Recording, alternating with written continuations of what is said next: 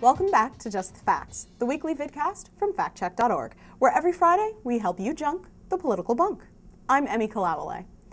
This week we parsed through the President's State of the Union address.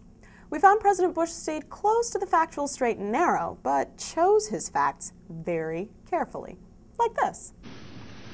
America's added jobs for a record 52 straight months, but jobs are now growing at a slower pace.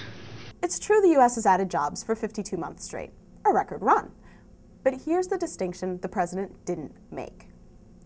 The number of months with job gains made the record books, but the number of actual jobs gained did not. In those 52 months the President mentioned, the economy gained 8 million jobs, but it gained 23 million jobs under President Clinton. All right, well, but what about wages? Wages are up, but so are prices for food and gas. Wages are up, but not enough to compete with rising prices.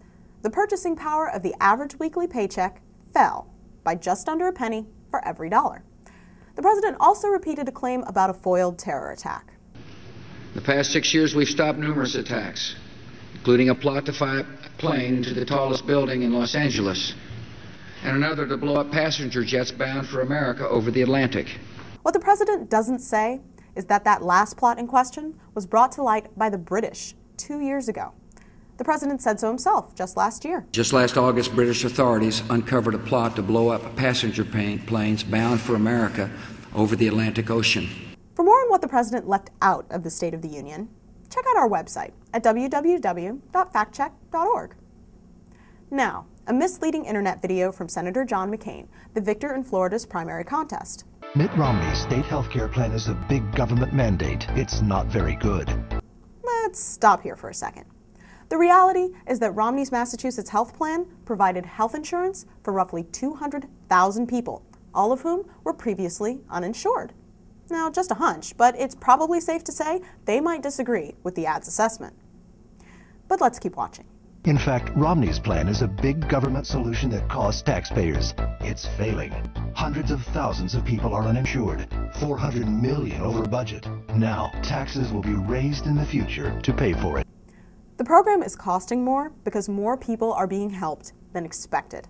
State officials originally anticipated enrolling about 140,000 people in the state-funded insurance plan, but that estimate was upgraded to 225,000 enrollees. Now on to the Democrats. The race is down to two candidates, Barack Obama and Hillary Clinton, and accusations are flying. We look back at two ads that aired briefly in South Carolina just before Obama's victory there as a preview of what may be in store in the coming days. Let's listen to the Clinton ad first. The ad responds to comments Obama made to the Reno Gazette-Journal editorial board the week before. During that meeting, Obama observed the Republican Party to be the party of ideas for a period of time. Here's how the Clinton ad responded. Really? Aren't those the ideas that got us into the economic mess we're in today? Ideas like special tax breaks for Wall Street, running up a $9 trillion debt, refusing to raise the minimum wage or deal with the housing crisis. Are those the ideas Barack Obama is talking about? Let's stop here. As we've said repeatedly, the implication that Obama supported those Republican ideas is false, but the Obama camp fired back with a half-truth of their own. She championed NAFTA, even though it has cost South Carolina thousands of jobs. It's true that Clinton once praised NAFTA, an agreement championed by her husband, former President Bill Clinton. She did so as recently as 1998. But that's not her position now. In 2005, she voted against the Central America Free Trade Agreement, or CAFTA, and she told Time magazine in 2007, "I believe in the general principles represented, but what we have learned is that we have to drive a tougher bargain." But all of this is just one big game of hopscotch, with the candidates skipping over the real point. Both of them have strong liberal records and have identical or nearly identical ratings from a number of organizations leaning right and left, including the AFL-CIO and American Conservative Union. For more details on these numbers and to hear the complete ads, visit our website at www.factcheck.org.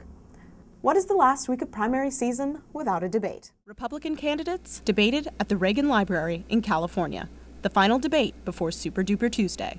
But some of their facts just won't fly. Romney claimed McCain used the wrong data, but we found McCain was right. Massachusetts really did rank 47th in job creation during Romney's time as governor. Romney also said his millions in fee increases were not tax hikes in disguise, just catch-up for years of inflation. I think it's appropriate if the state is providing a service to someone that's not a requirement to have a car or a driver's license, but instead, let's say we're going to be taking out a oil tank from your backyard because it's leaking into the ground and the state's going to provide that service, that to charge a fee sufficient to do so makes a lot of sense. But budget experts said he's wrong, and budget figures proved it. And there's more on our website at www.factcheck.org. And be sure to check out our incoming article on the last Democratic debate before February 5th, which may be on our website by the time you see this. I'm Emmy Kalawale. Thanks for watching, and see you next week.